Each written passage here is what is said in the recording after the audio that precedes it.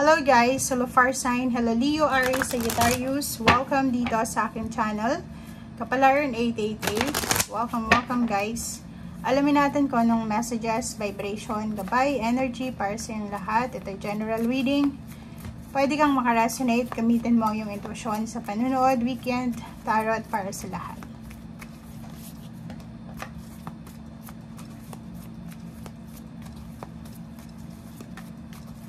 Fire sign, Leo, Aries, Sagittarius. Fire sign, Leo, Aries, Sagittarius. Okay, so mayroon ka ditong 35-8 pathway, message of concern, and 18 child. If ever ikaw ay parents or ikaw ay anak, kung ano man to na pinoproblema mo, Fire sign, Leo, Aries, Sagittarius. If ever may mga pinoproblema ka regarding sa anak mo, regarding sa financial mo, regarding sa magulang mo, or regarding sa kung sino man ito sa buhay mo, sa araw na ito, may posibleng pag-asa ka na makikita, mararamdaman mo na hindi pa pala huli ang lahat. Meron pa pala ako na choice. Meron pa rin pala ako na way out dito sa pinagdadaanan kong ito. Okay? So, yung iba na sa inyo dito, Fire sign, Leo, Aries, Sagittarius, kailangan kayo ng mga maliliit na individual sa buhay mo. So, like for example, may anak ka, may apo, kailangan nila yung assistance mo, kailangan nila yung guidance mo. Hindi lang sa araw na ito, kundi sa simula sa araw na ito. May message of concern, like palagi kang nag-aalala. Siguro everyday nag-aalala ka para sa future ng anak mo, nag-aalala ka para sa new beginnings ng anak mo, or kung kanino man ito. Sinasabi ng bara sa'yo dito na huwag kang mag-alala kasi may way out, 'di ba? May solusyon sa bawat problema. May daan na pwede kang tahakin. Huwag mong ilagay yung sarili mo sa restrictions na iisipin mo na wala nang mangyayari sa akin, ganito na lang ako. So, etong sinasabi ng baraha, nandito yung mga butterflies, marami sila.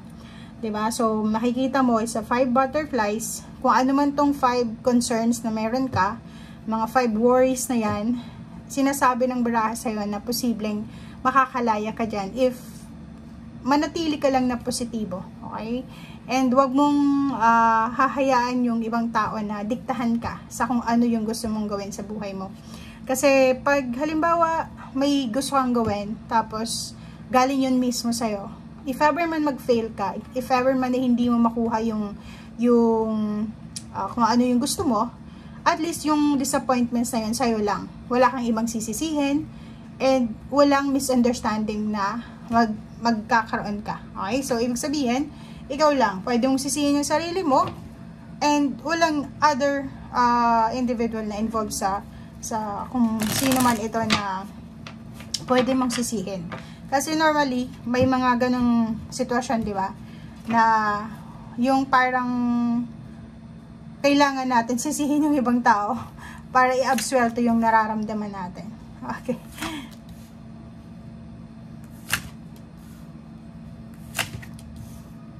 Okay, so may fire sign dito na sobrang pagod na sila sa kanilang paghihintay. It's either naghihintay sila ng kanilang plane ticket, visa, kontrata, or kung ano man itong hinihintay mo. Okay? So, nasa 4 of cups ka. Naghihintay ka. It's either naghihintay ka ng mensahe, naghihintay ka ng tulong, naghihintay ka ng pera, naghihintay ka ng confirmation kung kailan ka na ba papasok sa trabaho, naghihintay ka ng offer sa'yo. So, sinasabi ng baraha sa'yo dito guys na huwag kang sumuko. Kasi may tendency dito na parang gusto mo nang sumuko eh. Parang iniisip mo na ako, hindi, ayoko na eh. Ayoko nang maghintay. Parang wala nang mangyayari sa akin eh. Dito sa barahang to, sinasabi ng baraha, huwag kang mag-alala kasi dalawang baraha dito na same meaning pero different yung approach niya. Dito sa 6 of Swords na to, sinasabi na ikaw and the rest ng family mo parang gusto nyong umalis sa lugar kung nasaan kayo sa ngayon. Ikaw and the rest of mga tao na concern ka or sa mga taong mahal mo sa buhay, parang gusto nyong mabago yung takbo ng inyong buhay. Buhay pinansyal, buhay emosyonal. So, nakikita natin dito na parang gusto mo nang umalis sa mahirap na sitwasyon and pasukin yung mas kalmadong buhay. Parang yun ang nakikita natin.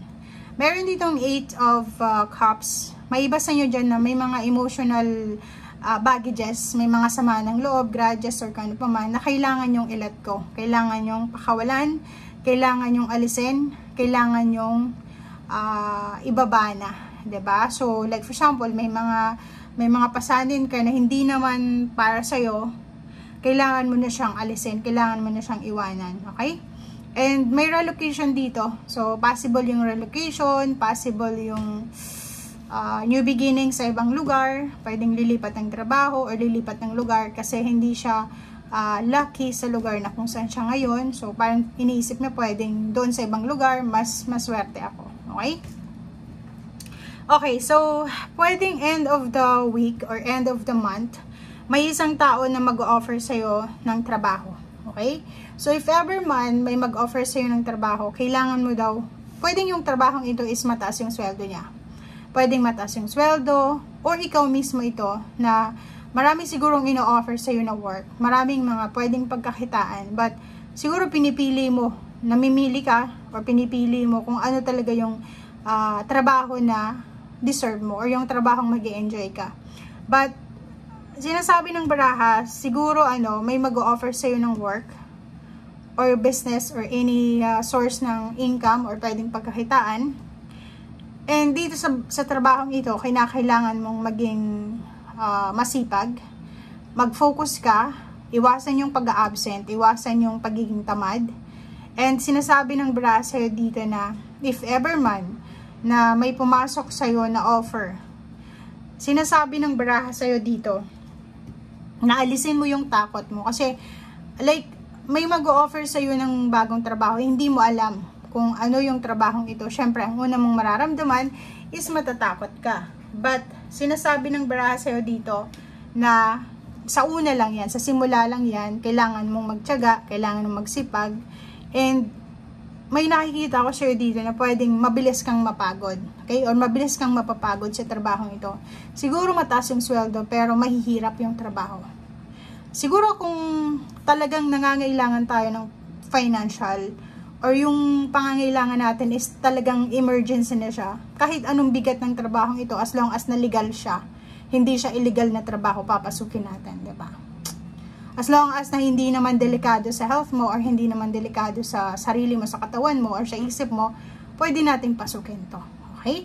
And if ever na mabilis kang mapagod, yun, take a rest, kumain ng tama, parang i-analyze mo yung katawan mo, kaya ko ba to? If kaya mo naman, go lang ng go, pero kung hindi mo kaya, syempre, pwede ka naman tumigil. Okay? Thank you guys, and see you again. Bye!